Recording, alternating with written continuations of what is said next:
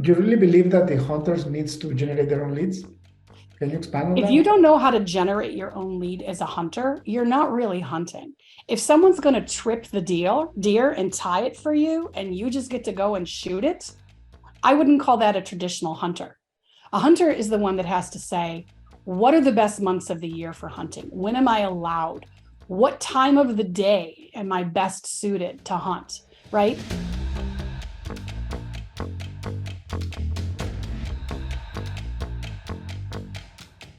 Welcome to the Break Free podcast. I am your host, David Mansella. Today we have with us a very special guest, Sherry Orel. Sherry, welcome to the show. Thank you. Sherry, for the audience, can you tell me your actual full name, where do you live, and what do you do for a living? Yeah, that's great. So Sherry Orel, I live just outside of Manhattan on the Jersey side. And I currently am doing two things. I am the founder and CEO of Next Level Catapult, which is a business that I started about 2 years ago to help entrepreneurs primarily, but CEOs and business leaders scale their company a little smarter, a little faster with their entire leadership team. The goal ultimately, but not always, is to prepare a company for a meaningful exit. So I can sit alongside them and prepare them for that, and then potentially bring them to market with my role as a managing director with STS Capital. So STS Capital is a sell-side investment banking firm that takes mid-market companies to market, primarily focusing on selling to strategics, where you can traditionally get above market valuations when you're selling to a strategic buyer versus an institutional investor, potentially a private equity company, investment banking firm, et cetera. So that's what I do. Excellent. Now, tell me, when you said mid-market, well, how much revenue per year are we talking about? Generally speaking, probably my clients on the Next Level Catapult perspective are in the $15 to $250 million range. Generally entrepreneurial founded and continue to be entrepreneurially run. Not a lot of PE or outside investment. I also do work with some earlier stage companies that are in the early stages of raising capital, angel investment, Series A. I've found some interesting opportunities particularly in fintech and martech. So those have been exciting. But generally speaking, from a coaching perspective, relatively mature companies that are set up as you would expect a mature company would be. But whatever got them to where they are today, that $40 million mark, how do you turn that to 75? Typically what got you here won't get you there. And being able to have someone come in like myself, who's got 30 plus years of experience taking companies to market from a CEO perspective, having sat in their same seat during this process, allows me to come at a different angle. From an STS perspective, mid-market, probably the $25-50 million low end, up to $1 billion of valuation typically is our normal sweet spot. But we look at every opportunity on its merit and evaluate the opportunity as they come in. That's wonderful. So when you approach these businesses, you are actually do consulting with them to bring them up to the next level before you sell them? Sometimes some of my STS clients come already ready to market, and we package them and take them to market in a traditional, 9 to 12 month time period. Other times, my coaching clients are 6 to 36 months away from being able to maximize their value. So I'll come along at some point during that journey and get them ready. I do also have clients that never want to sell. They're lifestyle businesses. Some of them are second generation and third generation family businesses. Others are entrepreneurs that have been building their companies from nothing, and they want to drive to $100+ million in annual sales. And so I help them on that journey as well. And I have a team. It's not just me. So we assign the right coaching team to meet all of the needs as that client currently stands today, and do it in a very efficient way that we can just bring the right solutions to the right leaders within that group. So if the head of sales really needs to shore up or change the way they go to market, we'll put them with a sales master. If their head of marketing doesn't want to hire an outside agency but wants to accelerate their knowledge and their capabilities, we'll put a marketing master with them. That's wonderful. And it's amazing that you're able to add so much value to established businesses. Let's look back in time. I love entrepreneurs and how they actually became entrepreneurs. So I want you to think back on your last year of high school. Where were you at and what was in your mind? Because it was a very important fork in your life, right? It A was. decision-making time. It was, and I am quite certain I have a unusual path to the corner office because I graduated high school at 17. Parents who were very supportive, but the college route was not only not available to me, it wasn't really even encouraged. So I decided at a very young age that I knew I needed to have a career and I needed to make money, not the traditional grow up, get married, have kids, be a housewife expectation. So I needed to figure that out. So I was working multiple part-time jobs and wanted something a little bit more stable. So at 19 years old, I became the receptionist at a company that I would have called at the time a marketing company for $18,000 a year. I turned down $19,500, which was a big difference when you were 19 years old, to go be a receptionist at an architecture firm because I just felt the marketing firm had more advancement to grow. It turned out to be a division of News Corporation. And within 3 weeks of asking for more, because I was bored out of my mind simply answering phones at the switchboard, I was promoted, and that really began my journey of a career. Figuring out how to do that was my first probably entrepreneurial endeavor. Then I grew up in sales, migrated to marketing, began leadership in management, and that really started my journey. But the role and the path that I took often ended up being an entrepreneur at whatever organization I was at. So I have a knack for seeing the nugget of something, of possibility, and figuring out how to scale it. I never envisioned myself back then as the person that would create that concept in your own garage or your own, home office and start a business from scratch. So I really made a 30-year career out of working alongside other entrepreneurs and helping them take their business up, scaled, and then eventually to market. So my first journey with my own company was in 2021 when I started Next Level Catapult, because I decided I wanted to spend all of my time doing the things that I loved the most, that I was particularly good at. And that was scale businesses with and through people and with the right strategic vision, coupled with the operational execution to get that vision to market. So that's what I did in 2021, started Next Level Catapult. Oh, congratulations. That's beautiful.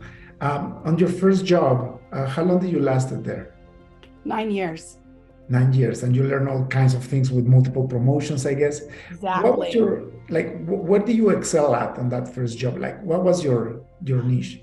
So the natural progression at News Corp at that time, was News America, was what it was called, was to hire young whippersnappers right out of college into client services or account coordinator roles, and eventually turn them into salespeople, then eventually sales managers. So that was my journey from receptionist. Normally, most of them didn't start out at the switchboard, but I grew up and eventually started servicing large accounts. I think at 19, my biggest account was Ralston Purina in St. Louis at the time, which was $35 million.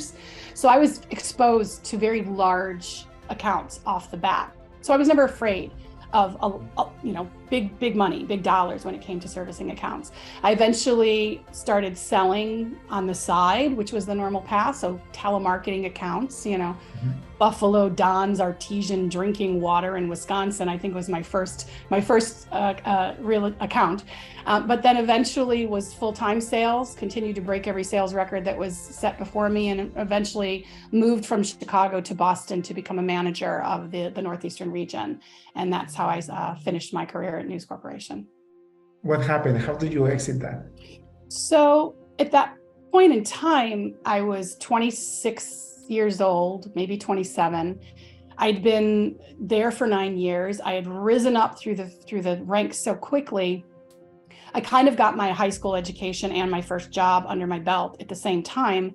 And I felt like I hadn't quite learned enough. Now I was management and people were looking at me for all the answers, and I felt like I didn't necessarily have them. So an opportunity presented itself to go start with a company at the time that was called Sampling Corporation of America.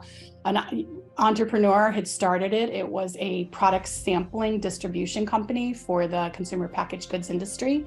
And they delivered samples anywhere from, your kids' daycare, you get a gift when you pick your child up, or first day of school, things like that. So I went there to take on primarily another sales role. So I didn't immediately go back into management. So one could argue it was not only a non-lateral move, but it might have been a step back, but I felt it was an important step back. And so I really learned a lot about that side of marketing services and the operational complexity of a company that was distributing millions and millions of product samples on behalf of the CPG industry. So I think my first year, my sales goal was $1.5 million. So now I've gone from running, a $50+ million territory to $1.5 million sales goal. And my one account was Procter Gamble. So I didn't know if that was a lot or a little. Did come to find out that the brands that I was servicing the previous year had only done about $700,000 of revenue. So my mentor at the time, I did tease quite a bit lately that he did me the gift of giving me 100% increase in the sales goal out of the gate. So he probably felt that was a stretch. I did $7 million my first year and broke $7 million from 700,000. Broke a lot of things on the way in. So I really had to learn what happens when you push that red button. So I needed to learn the operations side. I needed to understand what really could be done, even if we had never done it, because I was selling way outside the lines. And in the process of learning that, I became a better salesperson and then eventually a sales leader. And we took that company and eventually sold it for over $250 million to a strategic agency buyer that eventually was Havas through a couple of M&A roll-ups. But that was another 8 or 9 years, and eventually led a sales team, eventually was on the executive committee looking at all the M&A acquisitions, the tuck-ins, the integration, and all of that. So that was my master's degree, was the time that I spent at Havas/Euro. I asked one of my guests in this podcast, I asked him, because he had gotten a business degree and he was broke from the business loans. And then he asked one of his mentors whether he should do a master's. And his mentor told him, instead of spending the money on the master's, grab that money and start your own business. And you're going to learn so much more. And then if you want, you can go back and do your master's, but I think it's time. And then he became a very successful entrepreneur. That's a great story. Look at what's happening to you. Quick question, like 700,000 to 7 million in 1 year is a 10x improvement in 12 months. Yes. Now that you mention it is. It's crazy. So tell me, how do you accomplish that the other salesperson that you created so much value?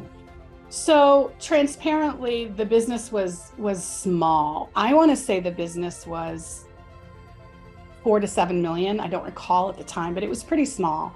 And the founder was doing what many founders do, which is the role that I now come in and play as a coach and consultant, is the founder was doing everything.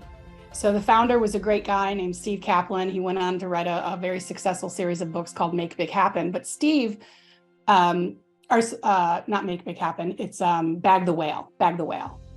So Steve knew and got some advice from somebody that he was consulting with that said, you can't be the number one salesperson of the company and scale. So he had been calling on Procter Gamble himself because he was the only one that could do it in his mind at the time. And it was a huge risk and, a point of nervousness for him to give over some of that control to somebody else. So he had some faith and hired me. I had really solid background. And he took a chance. So he gave me the brands that he had most neglected, that seemingly had the least amount of obvious opportunity from a product sampling distribution perspective. So he had all the beauty care brands. Of course, you're going to want to try an eye cream or an eyeshadow or a lipstick or a shampoo maybe before you buy it. But things like baby care, laundry care, the OTC brands, the Vicks, the NyQuils, they weren't as obvious of a sampling opportunity. So it was part serendipitous of me, and the timing of sampling as a tactic in the marketing mix was also pretty still new and sexy. So the stars aligned for sure in a certain way, and I happen to be there to capitalize on it. So a little bit of hard work, a lot of hard work, and a little bit of luck makes success. And doesn't that really always work that way, right? Yeah. Lucky people tend to have worked really hard. So I call it faith, right? Yes. So I'm a God-fearing person, and it's incredible how things sometimes happen, right? Like, not only you were able to 10x that account, but being able to fulfill it. Because one thing is to do the sale, another thing is to fulfill the product and make sure that the client is happy. Yeah, and that's why knowing what happens when the red button is pushed. And that was also my beginning of really understanding the importance of sales and operations to work together. I came into an environment that had a normal sales versus operation conflict that seems to be very common in heavy operational and sales-driven environments. Salespeople go and sell things, and they get to go to lunch and take clients to the Knicks game, and they make a big mess, and then they get the commission, and they leave it for us to clean up, was the typical sales versus operations challenge. And I realized how important it was that I had the operations team on my side. So from the beginning, I tried to really understand everything that I needed to know to make the execution not only meet my clients' needs, but not create crazy stress on the organization. Because my second year I sold 15 million.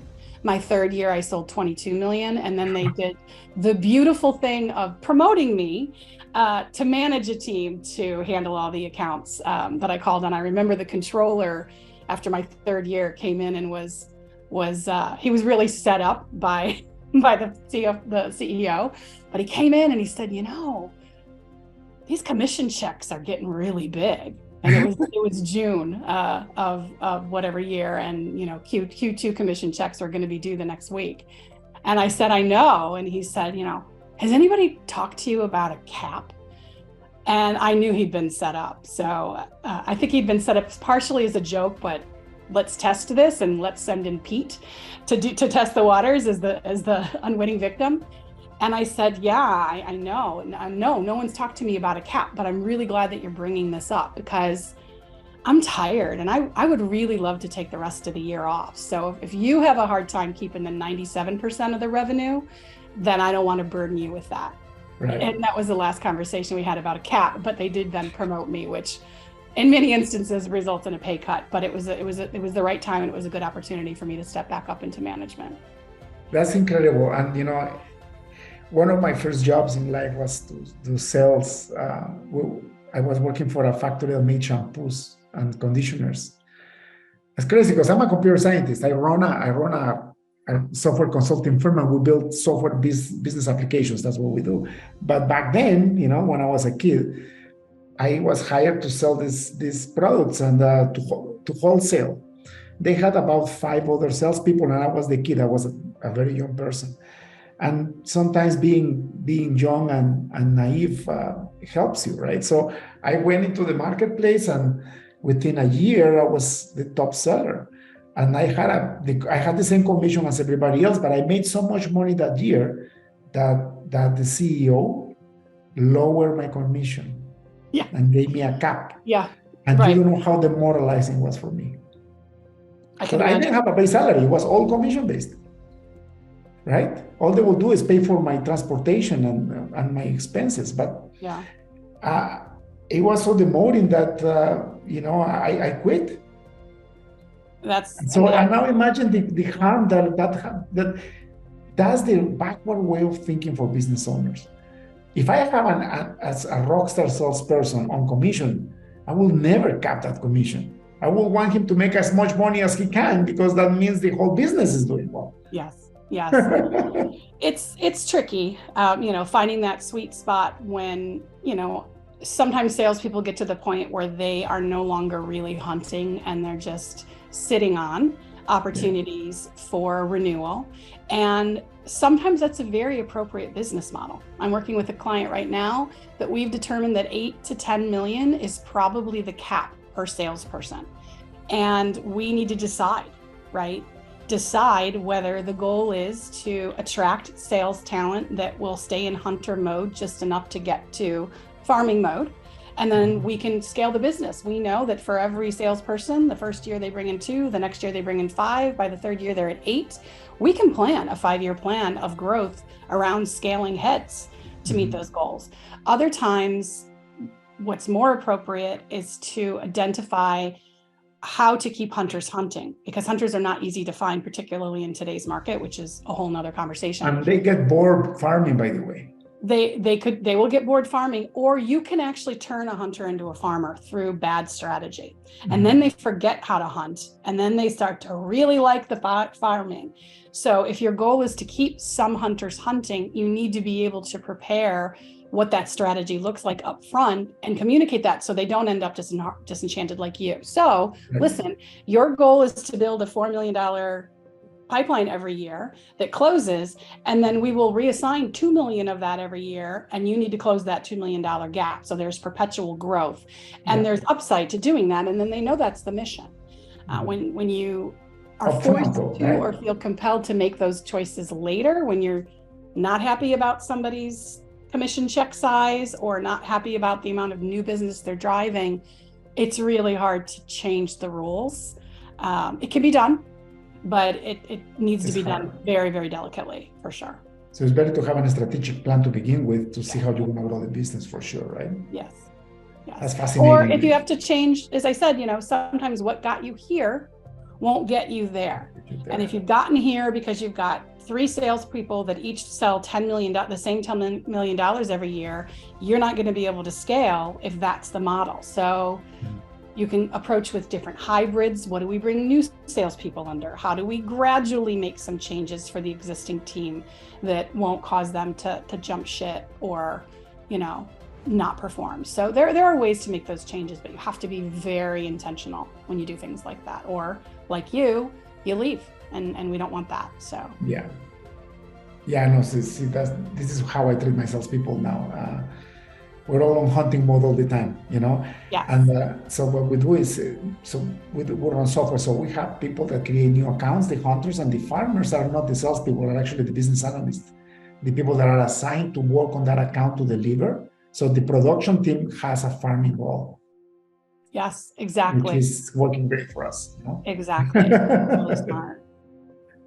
So what happened after that? And now I know how you learned, how you know so much about scaling a business. Yes, from the ground up. So, I think going back to your first question of what happened after high school, I think even in high school, I often had a attitude, maybe a naivety. I don't know. People have asked me about this in the past, of how hard can it be, right? So I made a brand for myself and a career out of constantly finding myself in rooms that I either had been invited to be in or had accidentally found myself, with the ability to say yes a lot and the mindset of, this can't be that hard. So I'm going to get in and I'm going to figure it out and I'm going to learn and make mistakes. But failure is only a reality if that is the end destination. So if there's a series of important learning to a goal, then all of those things that others might view as failure, maybe normal people would view as failure, I just viewed as, okay, so that didn't work. Let's try it this way. So continued with the how hard can it be? So I eventually left Euro, kind of during the age of the dot-com boom, and went to some smaller companies, joined with an agency, marketing agency group to learn the agency side of the business, because I had always been on the vendor/supplier side of the business. Spent a little time there, and then I got pursued by a man named Brian Martin, who eventually I partnered with.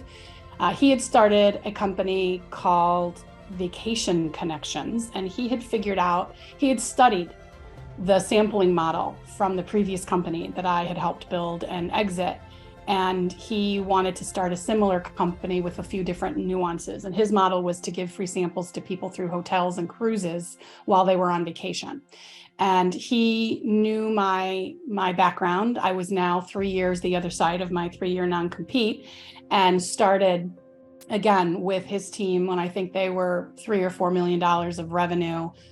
Went into a sales and sales leadership role initially, and help him scale that business. That we had a couple different private equity investors, but eventually sold that business for about $160 million, which at the time was a really interesting model. They did about $15 million of EBITDA off of a $35 million revenue, which is very unusual. And that's crazy high. They were able to position, we were able to position the company at an 11 multiple. So it was a pretty decent exit.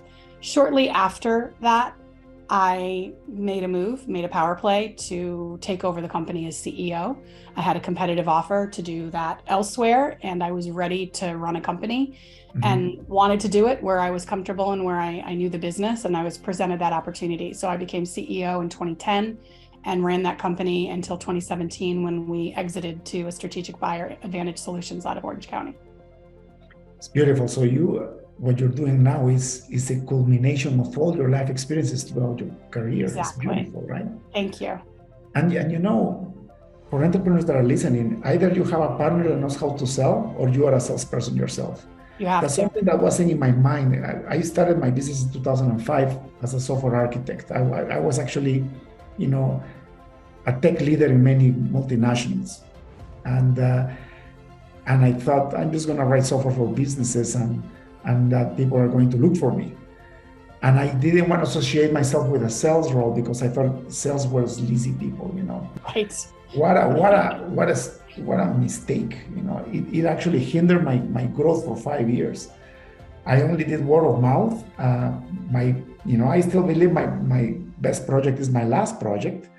And word of mouth is a specific part of our strategic growth. But once I opened my eyes and realized I needed to become a salesperson, a professional salesperson, otherwise I wouldn't have a business, that's when everything started to turn around. And what you mentioned with the guy, your boss was the owner, he was doing all the sales. That is so true. It's impossible for you to scale a business if the owner is still doing most of the sales. Exactly. It makes no sense. And it took me 10 years to understand that. And I think you bring up a really valid point that exists either out loud or in the back of many people's minds, is that being a salesperson is kind of icky. Like when many people think used car salesperson in front of any, right? And I apologize to all used car salespeople, because, it's hard work, but there's just this distasteful perception of a salesperson is trying to get me to do something I don't want to do. And when they do, they get compensated for that. So the reality is, we're all influencers. So people used to say everyone's in sales. Everyone in the company is in sales. Well, I said that a few times to people who were not in sales and who did not like that. I am not a salesperson. I don't want that pressure. I don't want that brand. I don't want that expectation. So the reality is that we all influence situations around us unconsciously all day long. Whether you're negotiating with a child or a spouse, where we're going to go to dinner or how much time we're going to spend studying, whether you're convincing a colleague to do something a certain way that you prefer, or to work a few extra hours to get something done. We are all influencing. So when I was at Brand Connections, we created a presentation called The Tools of Influence. And we've used some of the footprints of others that have embraced this concept. But we share 7 tools that all of us already use, and are tools that are being used on us, even if we don't know it. And we look at the journey, the consumer journey, the customer journey, from the time that they first identify their own secret need, all the way to the point where they actually make a buying decision. How can we be a part of that journey and influence appropriately, using multiple tools of the trade to do that? So not only do I give that modified and updated, because by the way, what worked 10 years ago doesn't work now, because none of us have landlines anymore. So there's no list that you can get to get someone's personal cell phone. People aren't even in the office anymore. People don't want to go out to lunch. So things have changed. So we continuously update this based on what the modern journey needs to look like. But not only do I give it to sales teams, we give it to entire companies and position it that this is how we all influence retention, cross-selling, upselling, new product launches, farming versus gathering versus hunting. So, it's the landscape has changed and has become even more difficult than it ever was, and now you've got sales teams that have to deal with an avalanche of marketing qualified leads from an internal marketing resource that'll dump thousands of leads that may or may not be ranked or prioritized and present huge distractions for hunters that really should be out generating some of their own leads. So the sales dynamic has definitely changed. Do you really believe that the hunters needs to generate their own leads? Can you expand on that? If you don't know how to generate your own lead as a hunter, you're not really hunting. If someone's going to trip the deer and tie it for you and you just get to go and shoot it, I wouldn't call that a traditional hunter. A hunter is the one that has to say, what are the best months of the year for hunting? When am I allowed? What time of the day am I best suited to hunt, right? We even teach day part selling, right? Because if you work really late and send a bunch of emails to people at 8 o'clock at night so that you can check your box, by the time that group of people gets that email at 9 in the morning, or when they're, getting ready for work at 7 in the morning, they're swiping a lot of this stuff. And your chances of getting attention in certain industries can be time linked. Is it over lunch? Is it right before lunch? Is it any time before 3? How can we get smart? So the hunter mentality is somebody that can think through those things. What weapons should I bring? By the way, I have a bunch. I can choose a bow and arrow, a rifle, a knife, a trap, but not every tool works in every situation. So which tools do I bring to client B when I know this set of facts versus client C that I know another set of facts? That's the hunter mentality. And yes, they can take some great marketing qualified leads and really accelerate them and maybe have a higher close ratio because of their hunter mentality.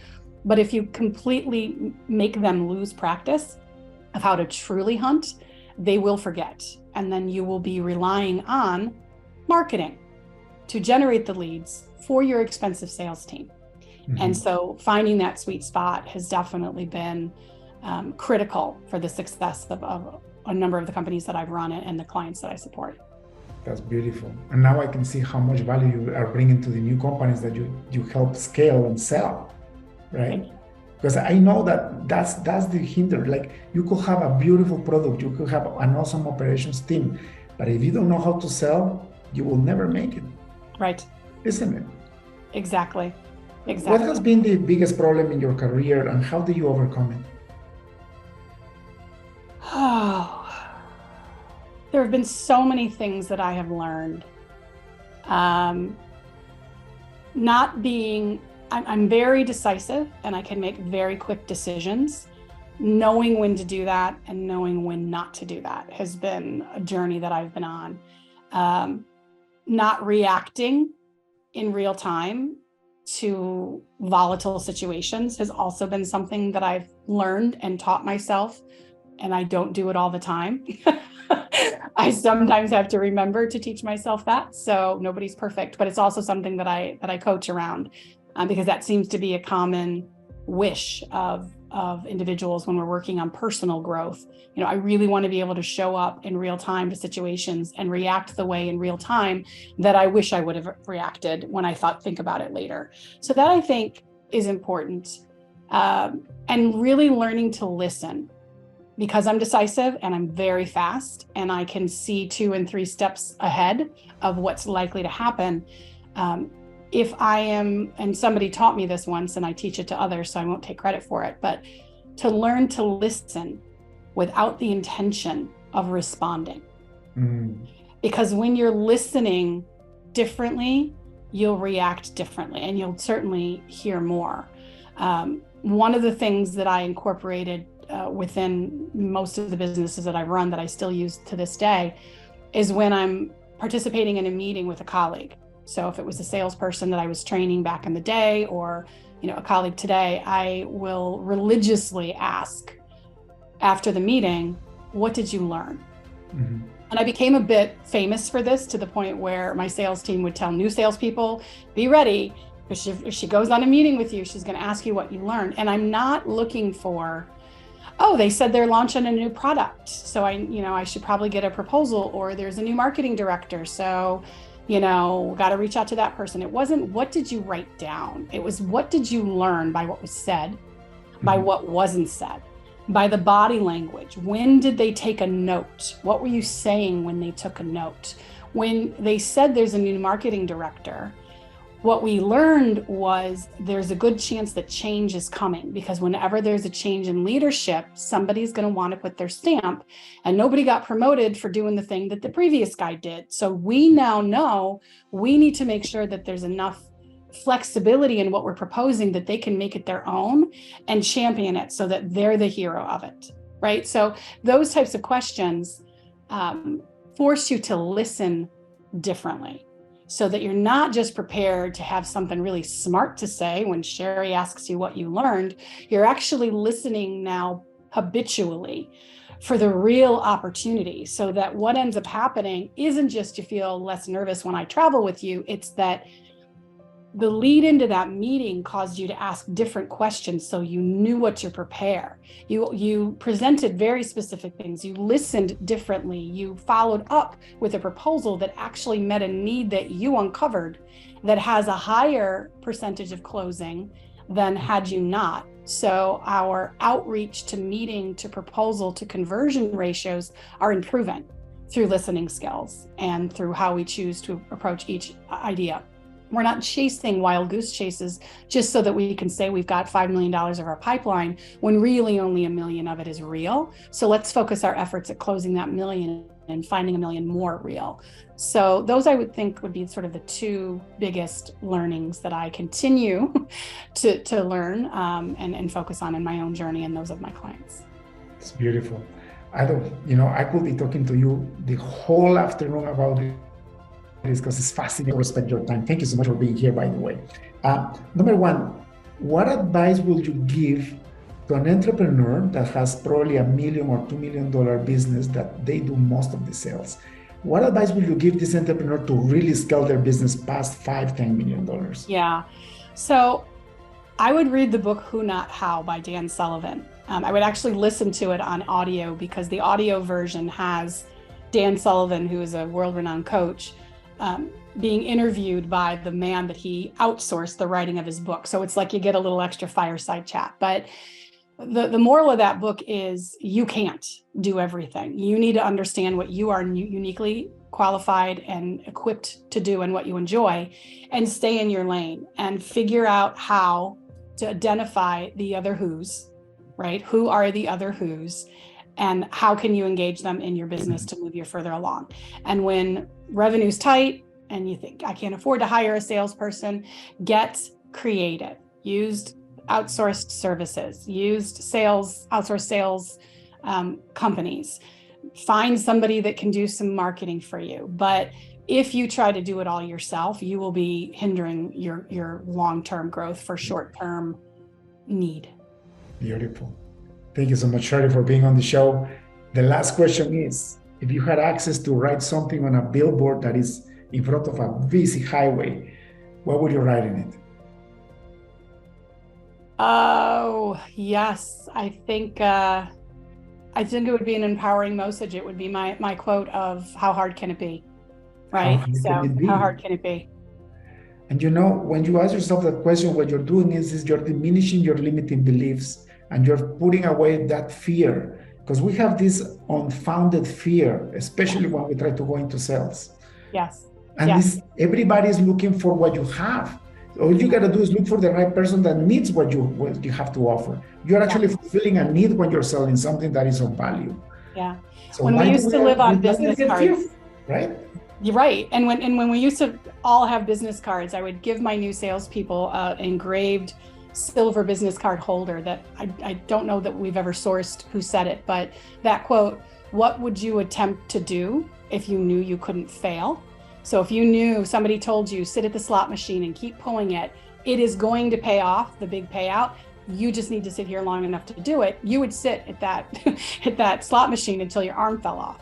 So this, how hard could it be, is a similar question, but it takes the negative out of it. I've chosen to eliminate words that have negative correlation, and failure, fail, plant something in your subconscious. And I want people to be moving towards things, not away from things. Exactly. So how hard can it be really breaks it down to the essence of you just start. Nike coined the phrase, just do it, right? Just do it. Yeah. Exactly.